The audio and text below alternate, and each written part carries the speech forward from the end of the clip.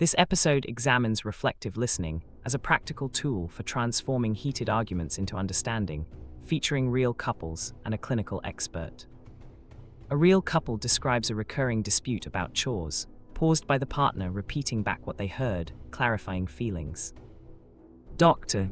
Lee, a relationship psychologist, explains how this tiny step lowers defensiveness and opens space for negotiation.